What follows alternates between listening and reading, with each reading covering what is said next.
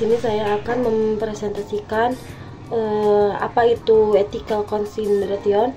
Ethical consideration atau pertimbangan etis adalah proses evaluasi dalam refleksi terhadap aspek-aspek moral etika yang terkait dengan suatu tindakan, keputusan, atau penelitian dalam konteks penelitian ilmiah dan praktik profesional. Pertimbangan etis sangat penting untuk memastikan bahwa kegiatan yang dilakukan tidak merugikan atau membahayakan partisipan, masyarakat, atau lingkungan.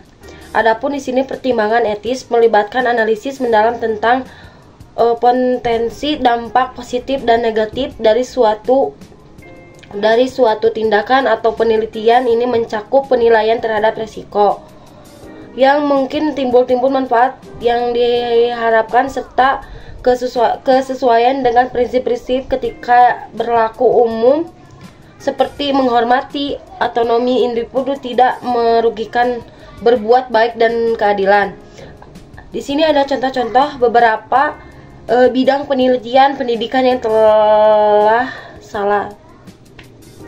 1. Terlalu banyak melakukan penelitian yaitu bidang-bidang tertentu telah dieksplorasi secara intensif, masih dieksplorasi yang lain telah diabaikan. Yang kedua, dilakukan oleh penelitian yang tidak kompeten dengan cara yang tidak lulus. Yang ketiga, dilakukan dengan cara yang tidak potensi untuk keuntungan pribadi tanpa memberikan pertimbangan kepada masyarakat. Yang keempat, keuntungan komersial telah menjadi motif beberapa pihak. Yang kelima, duplikasi pemasukan plagiarisme telah menjadi hal yang biasa dan tidak diberlakukan secara tidak etis. Yang keenam, tidak ada yang peduli dengan seminasi hasil, bahkan jika hasilnya disebarluaskan, masyarakat tidak bergantung pada itu. Tentang tujuan-tujuan dari ethical consideration yang terbagi kepada 8 tujuan. Yang pertama ada melindungi kesejahteraan dan hak partisipan penelitian. Ini merupakan fondasi awal untuk mempertimbangkan etis dalam riset ilmiah. Pelindungan ini juga mencakup aspek keselamatan fisik, kesejahteraan psikologis, serta perlindungan sosial dan ekonomi partisipan. Hak-hak ini juga menjunjung tinggi atas privasi, martabat, serta kebebasan berpendapat. Yang kedua ada menjaga integrasi proses penelitian. Integrasi penelitian juga sangat penting untuk memastikan validitas dan reliabilitas serta penelitian. Ini melibatkan kejujuran dalam pengumpulan data dan analisis data, menghindari manipulasi dan fabrikasi data.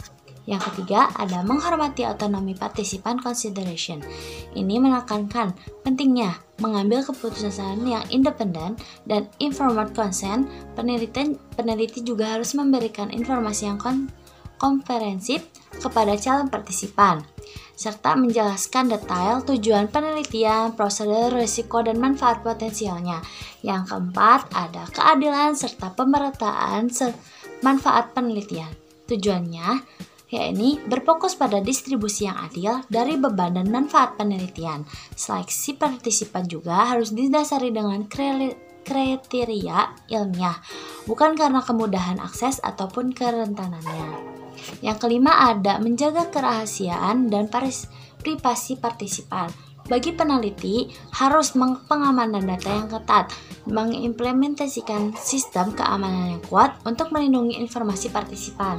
Yang keenam, ada menghindari konflik kepentingan. Ini juga melibatkan identifikasi potensi konflik di mana kepentingan pribadi, finansial, atau profesional dapat mempengaruhi objektivitas peneliti. Transparansi juga sangat penting di mana semua konflik kepentingan potensial harus diungkapkan kepada institusi, sponsor, dan juga dalam publikasi. Yang ketujuh ada memenuhi standar dan regulasi etika penelitian. Ini melibatkan pemahaman dan kepatuhan terhadap semua regulasi etika yang relevan, baik lokal, nasional, maupun internasional. Proposal juga harus diserahkan kepada komite etika untuk ditinjau lanjut. Kemudian yang ke-8 ada mempertimbangkan dampak jangka panjang penelitian, mencakup analisis dampak sosial, mengevaluasi bagaimana hasil penelitian dapat mempengaruhi kebijakan praktik dan persepsi sosial. Sekian dari saya, dilanjutkan oleh presentator selanjutnya.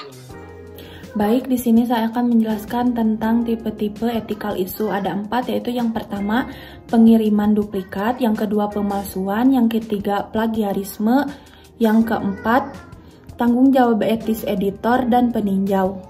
Yang pertama yaitu ada pengiriman duplikat.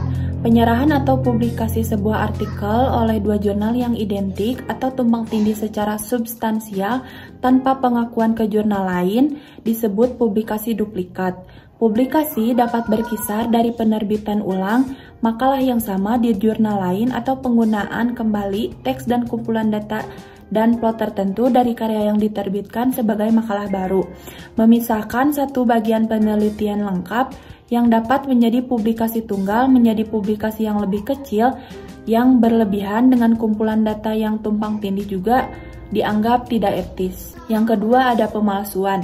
Pemalsuan data adalah pencatatan data fiktif padahal tidak ada. Dan pemalsuan adalah manipulasi data atau prosedur eksperimental untuk menghasilkan hasil yang diinginkan atau untuk menghindari hasil yang menyulitkan atau tidak dapat dijelaskan. Pemalsuan data pribadi merupakan tindakan memasukkan data pribadi meliputi data pribadi umum dan data pribadi khusus dengan cara melawan hukum dan merugikan orang lain.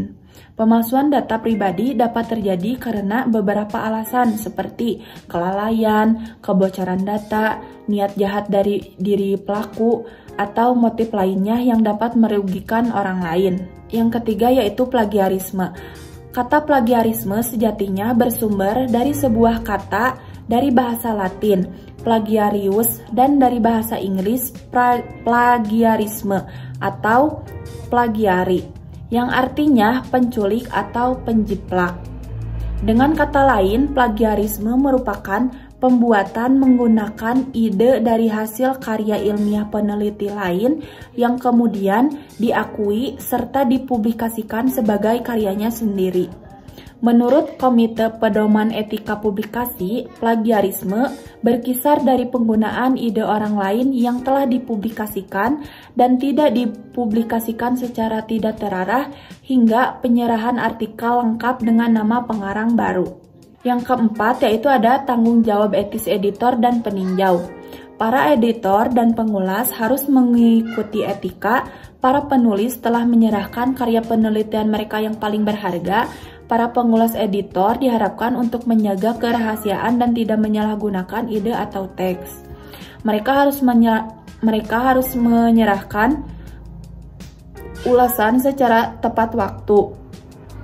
Konflik kepentingan dalam bentuk apapun, baik finansial, pribadi, atau lainnya harus diungkapkan. Tinjauan hanya boleh dilakukan jika pengulas merasa kompeten untuk melakukannya. Editor dan anggota tim editorial harus menjaga kerahasiaan peneliti yang diajukan dan tidak boleh menyalahgunakan data. Jadi, ethical consideration atau pertimbangan etika merupakan aspek penting yang harus diperhatikan dalam setiap tahapan penelitian dan hal yang mendasar untuk menegakkan hak dan kesejahteraan peserta penelitian, menjaga integritas proses penelitian, dan memastikan validitas hasil penelitian.